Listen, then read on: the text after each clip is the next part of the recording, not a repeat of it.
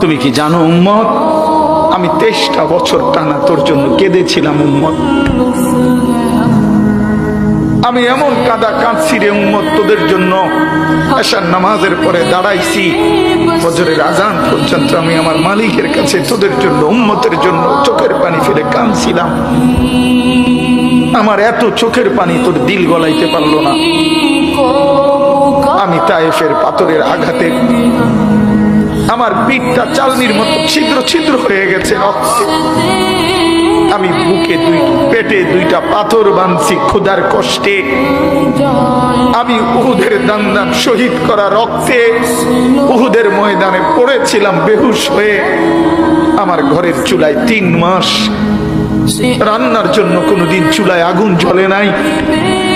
আমার এত চোখের পানি, এত রক্ত, এত ক্ষুধার কষ্ট, কিছুই তোর মন গলাইতে পারলো না।